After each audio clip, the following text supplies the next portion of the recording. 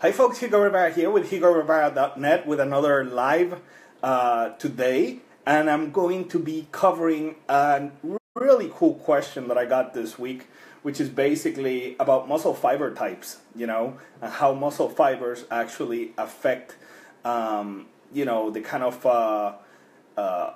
kind of fuel that we go ahead and use, such as oxygen versus glucose. How do those muscle fibers grow? Which ones are you interested in growing? What kind of repetition ranges go ahead and target these muscle fibers to go ahead and make you grow some muscle? And of course, with the diet, you can also lose some body fat as you're growing some muscle. So anyways, with that said, I'm going to go ahead and get started. And then if you all have any questions, just go ahead and type your questions in. And after I'm done covering my topic, I'll go through the questions and I'll be answering anything that you have. All right? Anyways, so muscle fiber types. Let's start with the fact that there are 4 different types of muscle fibers. Okay? You have type 1, type 2A, type 2B, and type 2C. Okay? The type 1 muscle fibers, are also called the slow twitch red muscle fibers. All right?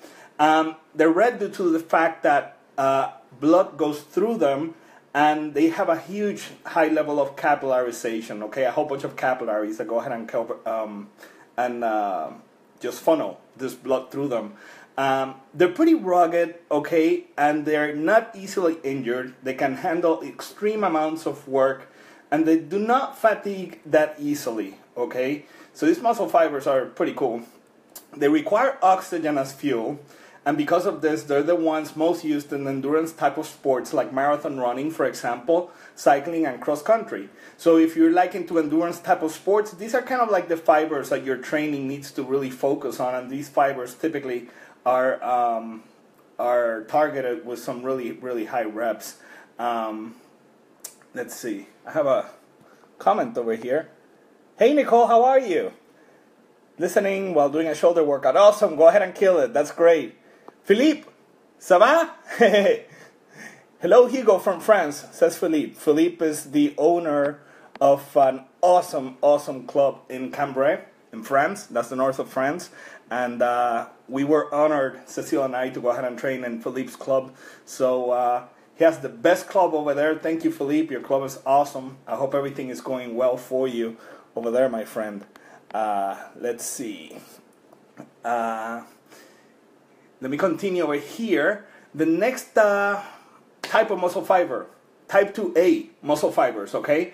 They're fast twitch muscle white fibers. If you're eating a chicken breast, that's what those fibers look like, all right?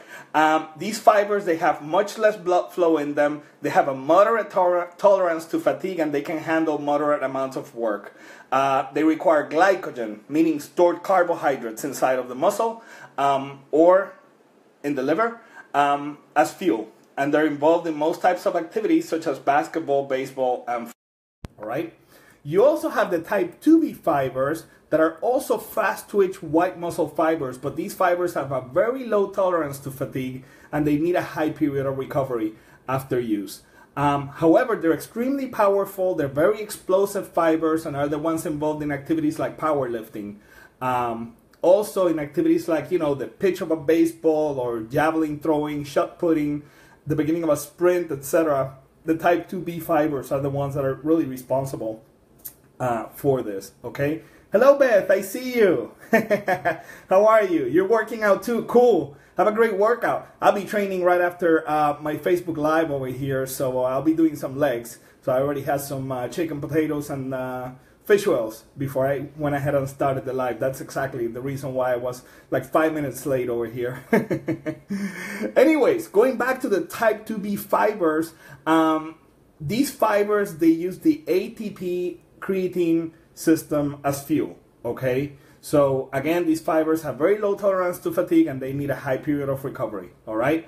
The type 2C fibers, they're freak type of fibers. These fibers are really interesting. They're formed when satellite cells chemically bind with the type 2B fibers, okay? And when this event happens, this is what causes muscle hypertrophy, which in other terms, in like super simple terms, is muscle growth, okay? So by now, you guess that these fibers are the ones that obviously bodybuilders have the most. Now, granted, bodybuilders have still a variety of these fibers that I'm talking about, but definitely the type 2C fibers, the freak type of fibers, these are the fibers that have that propensity for hypertrophy. Okay. By the way, for those of you that may be asking, satellite cells are cells that abound in muscle tissue but have no contractile ability. Okay, so these cells, they're just kind of like there, they're kind of like hanging out, and I guess when you put a stimulus in the body, they kind of like bind to these other type 2B fibers, and then they make those fibers grow. Okay, scientists are not sure about their function, but they add bulk and structural support to the muscle. Okay. On the average, most people have a distribution of like 50% type 2A fibers, which are the endurance type of fibers, okay, and then 25% type 2B and 25% type 2C. All right. However, as you will soon see, the body has the capacity to change these ratios based on the stimulus imposed. All right. And I've seen research going both ways. Some research goes back and forth, basically saying that, you cannot change fiber types. But the research really and truly is like split down the middle. It's like 50-50. You have a camp that doesn't really think that's the way it works. You have another camp that does. Me personally, my background is engineering, and I just look at the body and I see how the body design is so adaptive. It's such an incredible machine, living machine, that it would not surprise me one bit if these fibers have the capacity to go ahead and change from one type to the next. Okay, I mean, we have fish out there that, for God's sake, they can go ahead and change sex. So I mean, this wouldn't surprise me one bit, and I believe that the body becomes its function. So if you are if you're an endurance athlete, I have a very, very good feeling that the body will just go ahead and become its function, and it will start taking fibers that are not endurance fibers, but they're turning them into endurance fibers to make sure that this person becomes a better endurance athlete. And this is accomplished, of course, with the right training. So, it's a matter of adaptation. So I really believe that the fibers can be changed, to be quite honest with you. So anyways, like I was saying, fibers can go ahead and change. And if the stimulus imposed is of an endurance nature, then the nervous system will change the fiber types to become type 1 endurance fibers, okay? If the stimulus is a bodybuilding type of stimulus, then the body will go ahead and start turning its type 2B fibers into 2C fibers, okay? So basically, therefore, in my opinion, this demonstrates that the statement saying that you need good genetics to get big muscles is nothing more than a myth, okay? Granted, you have people that are naturally bigger by design, like they've never touched a weight and they're already built up. I've seen that. In fact, my buddy Rodzilla, he's awesome. I mean, incredible genetics. That's a genetic specimen right there. But it doesn't mean that if you don't have those kind of freaky genetics that you're doomed to staying the way that you are, because your body has a capacity for change. So it's a matter of just training it properly, dieting it properly, and I'll be covering that over here in a few minutes, as I always do. And then you'll be getting the results that you want, okay? So at any rate, some people do gain muscle faster than others, like I said. However, given enough time, you should all be able to get to your goals, okay? So don't let anybody put you down and tell you cannot excel at your activity. I used to be obese, and some people will tell me, it's like, well, you don't have the genetics to go ahead and compete, and I competed successfully. My first show, lo and behold, I went ahead and took the overall, and I went as high as 4th place at the NPC USA's. So I mean, that just goes to show you, if you have the will, you'll be amazed at what you can accomplish. All right.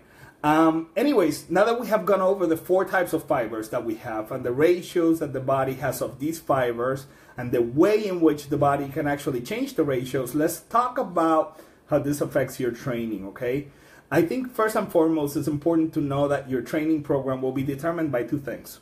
Obviously, number 1, your goals, your activity that needs improvement, for example. So, are you an endurance athlete? Are you looking to better your golf? Are you looking to improve your muscle mass and lose fat? That's what determines your training. And number 2, the fibers involved in the activity that relates to your goals. So having said that, a marathon runner's training program will totally differ from that of a power lifter, as one activity involves the activation of type 1 fibers, while the other activity involves the activation of more explosive type 2B fibers, okay? For bodybuilding training, which is what we're all interested in, you know, even if you're just looking to go ahead and lose 5 pounds of fat and gain, you know, 5 pounds of muscle just for tone, that's bodybuilding training is what you need. So we need to alternate periods of higher volume and faster pace training with periods of lower volume and lower pace training, like I've always been saying. In this manner, we train the variety of the muscle fibers that we have and focus them all to grow, okay? Furthermore, a combination of faster pace movements with slower pace movements further stimulates all of the different muscle fiber types, okay? I personally perform the sets of the higher repetition phases at a slightly faster pace and the sets of the lower repetition phases at a lower pace. So, you know, we're talking about time under tension.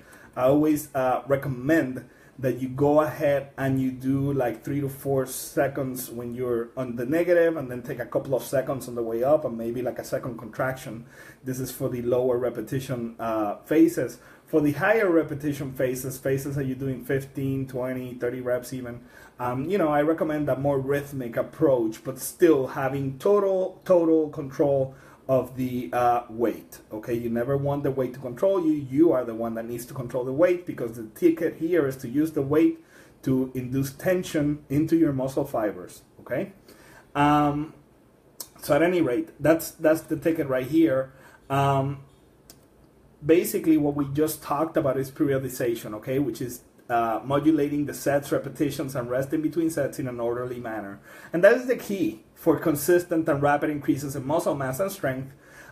Because, again, if you do the same routine all the time and the same repetition ranges, you're only focusing on one muscle fiber type, right?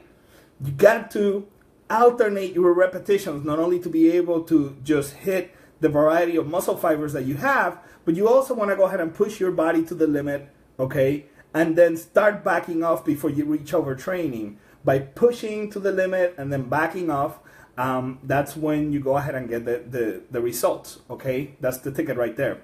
So with that said, in order for the body to respond optimally, it cannot be trained in the same manner all the time.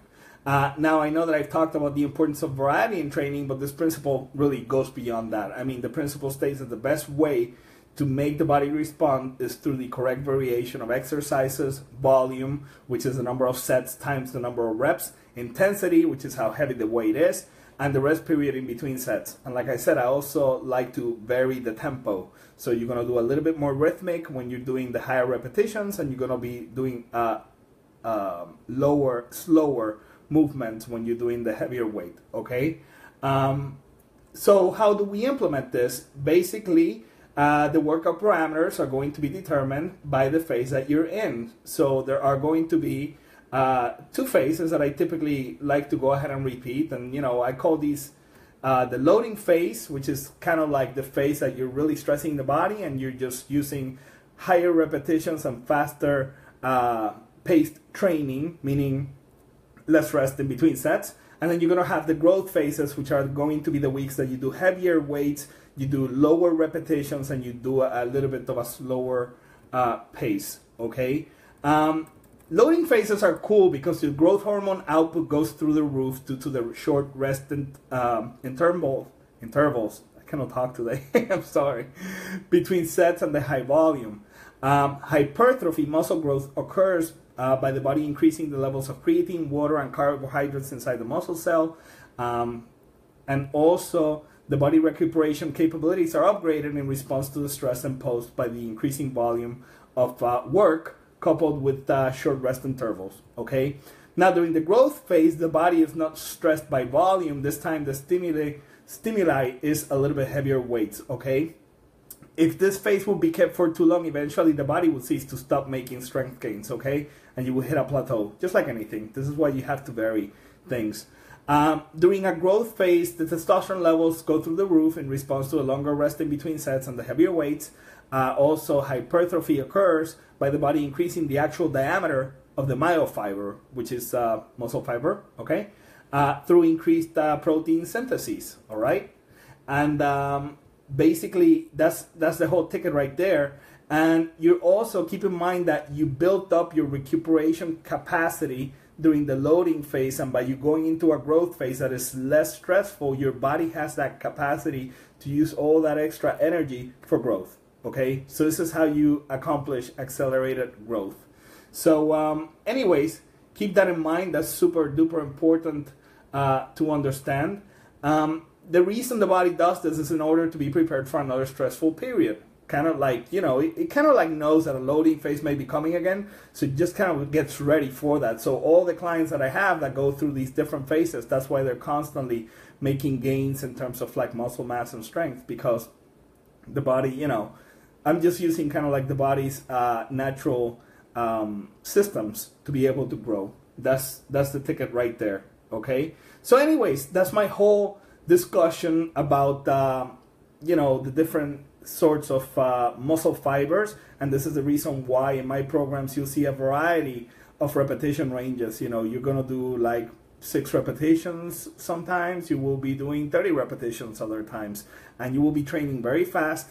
You go very quickly, because one thing that I like to do these days is that I like to do everything kind of like a metabolic training, meaning that I like to set up super giant sets here to where you just keep the body moving, and it increases your aerobic capacity dramatically. That way you don't have to be reaching, you know, you don't have to be doing traditional cardio after, okay? So I save time that way. That is the whole ticket right there, okay? Let's see what we're talking about here. Let me go ahead and take a look at the questions, see what we have. Brian, does it also increase the length of the muscle fiber and not just the diameter? That's a good question. I think the length stays pretty much the same, to be quite honest with you, but I think it just kind of like goes like this, right? That's the ticket right there. So, you know, it's pretty interesting how the whole thing happens. Let's see. Marky says, are almonds and Greek yogurt good food for my lifting? Yes, they are. I'll cover diet in a few seconds over here. Nicole says, good night. Yep, good night to you too.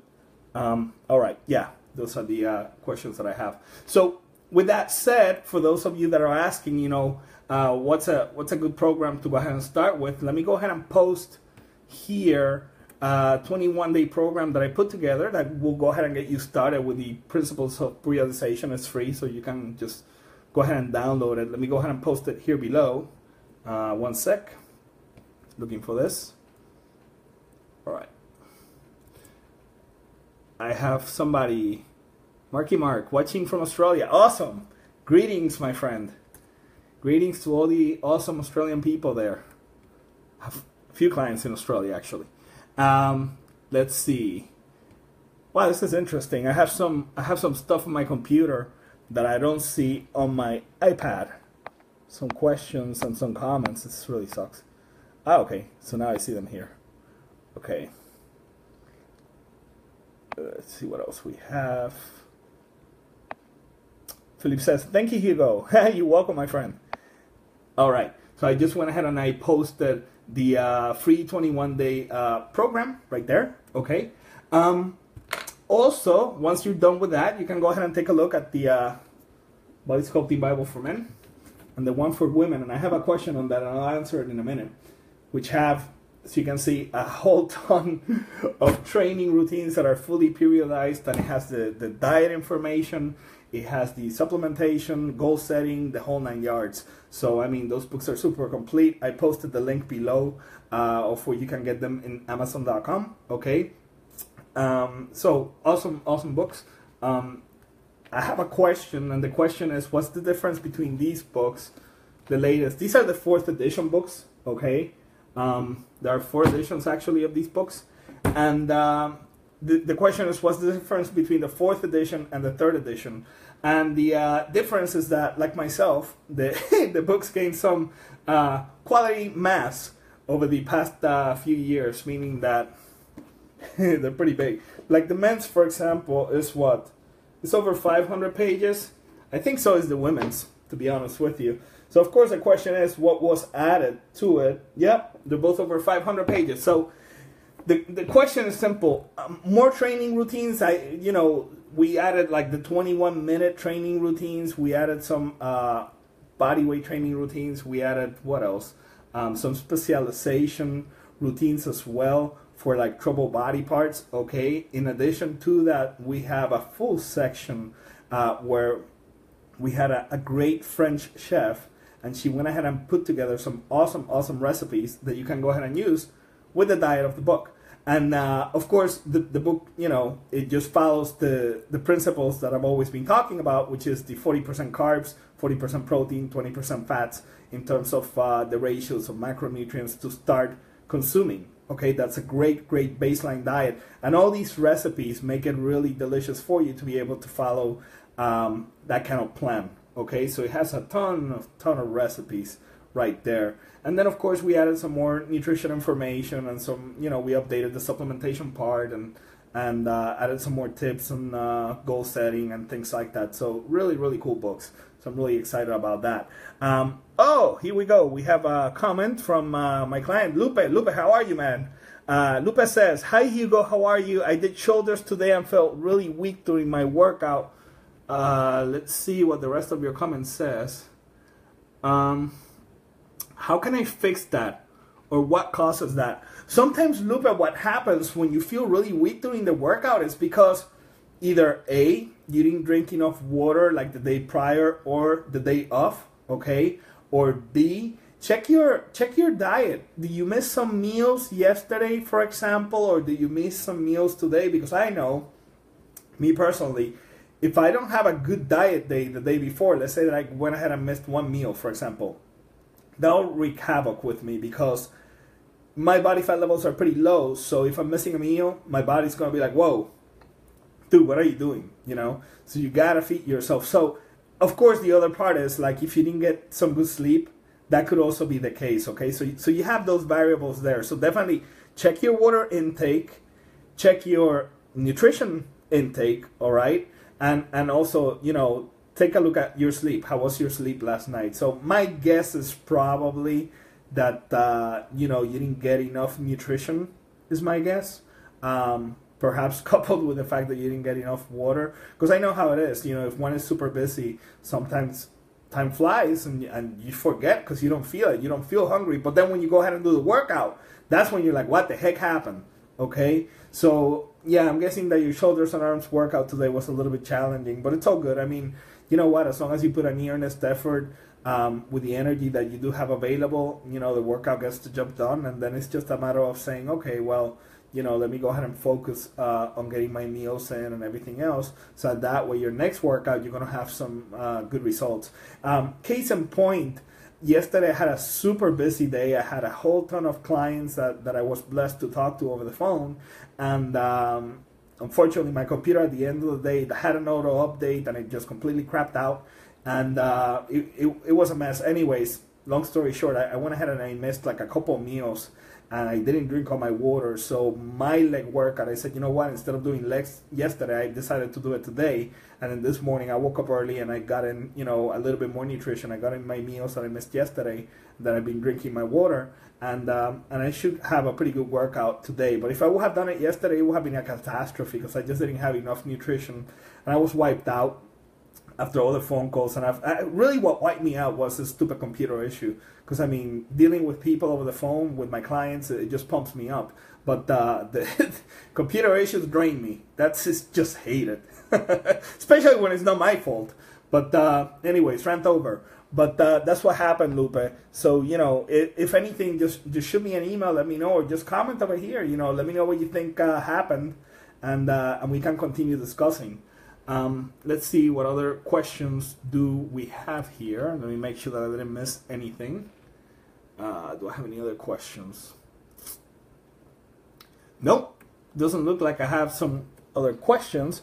So therefore, I'm going to go ahead and then answer Marky's question about the almonds and the Greek yogurt. Okay. Almonds are a great source of good fats. All right. And the Greek yogurt is a great source of proteins. If you are, if you're not allergic to like dairy foods and stuff like that, then it's all good. So, just make sure that it's part of your good diet. Remember, you have 40% carbs that you should be taking in every single day, 40% proteins, and the Greek yogurt will be part of your protein sources, okay? And the almonds will be part of your 20% fats, right? So that's the ticket. Be sure to have a variety of other foods as well, okay? Such as like, you know, eggs, chicken, tuna, salmon. They're all great protein sources. For your carbs, you may want to go ahead and have brown rice, oatmeal, cream of rice, which is great for after the workout, especially. You may want to go ahead and have potatoes. Potatoes are awesome, you know. I also have brown rice pasta. All those things. There are great sources of fat. I mean, of carbs. And then you have the good fats, which will come from like the salmon actually has good fats in it. So you also have fish oils, you have extra virgin olive oil, you have extra virgin coconut oil as well. And then, you know, you have also cashews and things like that, which are really good sources of fats. Remember that in terms of like a good baseline diet to start with, you may want to go ahead and start with like 1 gram per pound, okay, of carbs every single day. So if you weigh 200 pounds, you're going to have 200 grams of carbs. 1 gram per pound of protein. So if you weigh 200 pounds, again, you're going to be doing, you know, 200 grams of protein. And then as far as the fats, you're going to be doing 0.33 times the pounds that you weigh right now. So if you weigh 200 pounds, it's going to be like 66 grams of fats. Okay, and that's going to roughly give you a 40-40-20 ratio right there. And it's a good baseline diet. Now, like I've always said, remember, every 2 weeks you want to go ahead and assess the results. If you're losing body fat and gaining muscle, you keep everything the same. If you're not losing body fat, lower the carbs a little bit, just by like 20 grams, not much, okay? And see what that does. And then if you're not gaining some muscle, up the carbs a little bit. So you can play around like that. This is how you go ahead and do it, okay? But the good baseline diet is to start with a 40-40-20 plan, and it works really well for people. Now, if you have a super fast metabolism, you know, if you're naturally slim, then you have to do more carbs than that, okay? You will have to probably start more with like a 50% carb diet, and then, you know, you could do maybe like 30% proteins and then 20% fats, all right? That would be the baseline diet for somebody that has like very little body fat and is just naturally skinny, okay? And for a person like that, I would include also more fruits in the diet as well, because people like that just thrive on that stuff. While for people with a normal metabolism, I just typically recommend a couple pieces of fruits only per day. Typically one like in the morning with breakfast, or it could be with a pre-workout meal, or it could be with a post-workout meal, okay? So you can choose any of those 3 times to go ahead and have your fruits, all right? But if you have too many fruits when you're trying to lose body fat with a normal metabolism, that's going to slow down, okay, your fat loss because of the fructose. But anyways, let's see what else we have. What happens? Alex says, good evening, Alex. What happened? Here we go. Betlin says, I was fat, my skin is going down like slime, how can I fix that? Okay, yeah, I see what you're saying. Yeah, you have hanging skin, and basically, I don't know how old you are, but you don't look old, at least not in that picture that you have. So, I mean, the skin is going to go back on its place, okay? I mean, unless you have been like 600 pounds or something, in which case you would need surgery, but I don't think that's your case. I think you just, you know, you just had some fat that you were carrying, and then you're just losing it now. That, you know, that is just part of the process. It's just going to go ahead and go back into its place with the continued dieting and the continued training. Because I used to be obese myself, so I know exactly what you're talking about. I mean, it was a catastrophe when I went ahead and I lost all the weight, and I did it the wrong way. So I lost the weight too quickly, so I had jiggly skin all over the place. But it actually, you know, the skin goes back on its place, believe it or not. Like I said, unless you were like really morbidly obese, which is a different story. But, you know, if you're just carrying like an extra 150 pounds or something like that at the most, then your skin definitely goes back on its place. So it's just a matter of, you know, just continue to do the good training and the good diet. I posted over there a good training program that you can go ahead and use, and I've discussed over here in the video how to start with your diet. Other things that I also recommend for the skin, definitely 1,000 milligrams of vitamin C 3 times a day. That's going to go ahead and help with the skin elasticity. It's also going to help with water retention. It helps your body flush out the water. And make sure that you drink 0.66 times your body weight in ounces of water per day minimum, because that really helps the skin tremendously. And it helps muscle growth, and it helps with everything else. Remember, most of the body is made out of water, so you just have to drink up. If you're not drinking enough, that's a bad thing. This is one of the biggest mistakes that people that get into fitness make, not drinking enough water. They focus on supplements, they focus on other things in the diet, like taking enough protein, but they don't realize that most of the body is water, so you really have to pile on that water, okay? Don't forget to drink, because if you forget to drink, you're not only killing your health, you're killing, you know, a whole bunch of processes that enable you to get rid of like toxins, you know, get your muscles to grow, fat loss, the whole 9 yards. Everything that you're doing gets short-circuited if you don't drink enough water, so it's super important. Beth says, does age play a factor in the ability for skin to shrink? Great question, Beth. It does if you have a declining hormonal level, okay? So if you're one of those people that as they're aging, the hormone levels are declining, yes, it does play a factor. Absolutely, it does. If your hormone levels are fine, then age is not going to play a factor. So in reality, it really depends on your hormonal composition at the time, okay? So that's why it's so important to be getting blood work, you know, because that way you know where you're at. Now, in your case, Beth, based on, you know, how your body's responding, I can honestly tell you that you don't have any problems, okay? What is a realistic timeline for skin returning to normal? It depends, Beth. It really depends on, again, it depends on the hormones. It depends on how big you were before. Like in your case, I would expect everything to just be fine. For some people who were really obese and stuff, like for me, it took years, really, because I had not figured out the diet straight yet, okay? So as a result, it took me longer than it should have. But honestly, I worked with obese people. People were way more obese than I was. And, you know, typically like year 1, we get rid of the obesity. And then year 2, we focus on getting into contest shape. And honestly, all of those people, I'm talking about people like around your age bracket, Beth, and also I'm talking about females as well. You know, their skin got, you know, it got tight. It got tight, like, you know, in a period of like 10 weeks or so. Especially if you're doing everything that I told you to do, you know, to make sure that you tan appropriately, not over tan, because over tanning will go ahead and just burn your skin and it'll have the opposite effect. But, you know, you also have the vitamin C. You're doing everything right. So we discussed this actually in an email. So you're not going to have problems with this. But it really, like the timeline, it really depends on the age of the person. Well, really on the hormone output of the person. It depends also on how big the person was. All right. That's the ticket. And how well they diet. Okay. Because if they diet like I did back in the day that I didn't know what I was doing, it's just going to be a catastrophe because it just go down too quickly, right? But if you do things correctly, the body has more chance to go ahead and put itself back together. So that's the answer right there.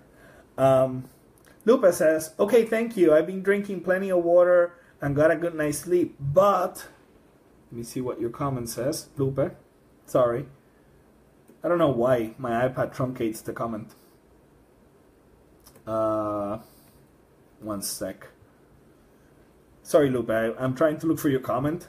For whatever reason, I don't see it on my computer yet. One sec. Let's see.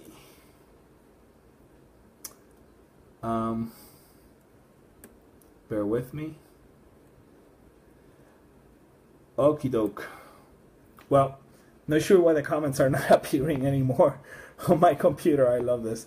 I'm guessing, Lupa, that what you said is that you probably missed like a meal here or there. That's going to have a huge impact because, you know, your diet is designed right now very precisely, okay? So basically, I know what your activity level is. I know what your training looks like. So as a result, I designed something that just kind of covers that, okay? But if you mistakenly miss a meal, then you end up in the same situation as I end up, which is basically you're kind of like crippled because your body cannot, your body doesn't have the energy, right? Here's your comment. Just showed up. Let's see. Well,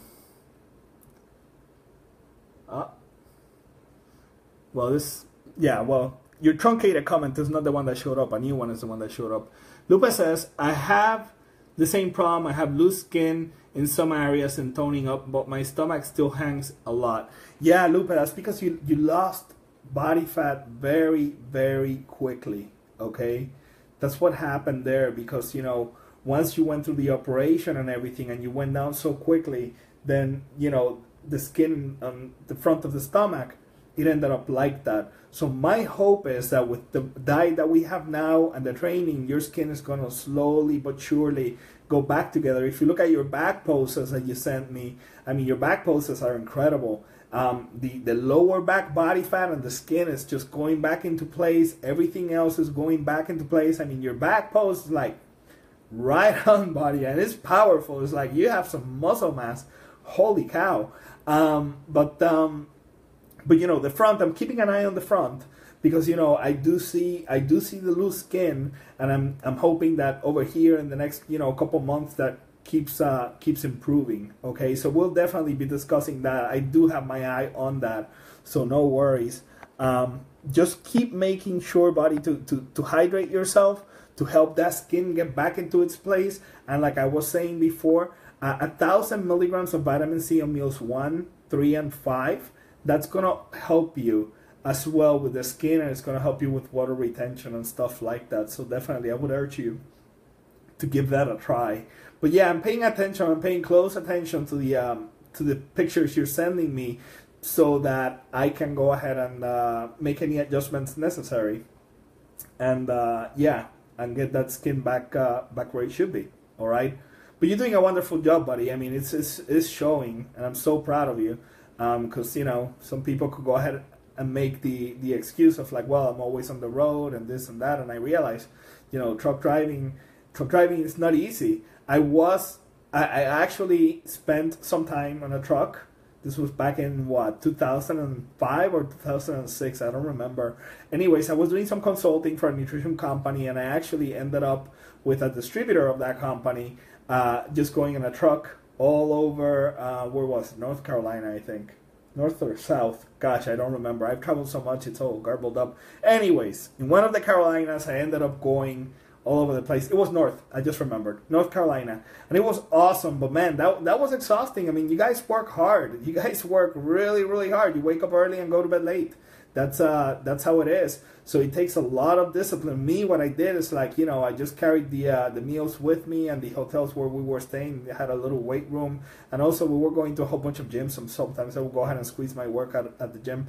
But that was an experience. That was really, really interesting. So I definitely know how it is to be a truck driver.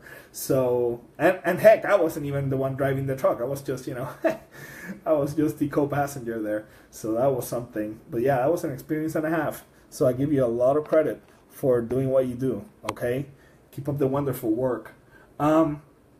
Anyways, if no more questions, I'll be wrapping up the live over here. I'll go ahead and give like a couple minutes for more questions to come in. Don't be shy. If you have a question, I'm here to answer. I love doing this. So, and if not, we'll just go ahead and reconvene this coming weekend. The next week is what I mean. Let's see. Okay, no more questions for now. That's cool. Well, awesome. So what I'll do then is that I'll go ahead and get myself prepped mentally for my leg workout. And in the meantime, I'll just go ahead and wish that all of you have a wonderful weekend. Thank you so much for attending my live and for the support. Hope that this is helping you all tremendously. Thank you also to all my clients. You're all awesome, my extended family. Thank you for having me as part of your journey. And anyways, have a wonderful weekend. And like I always say, take care and train hard. Bye-bye.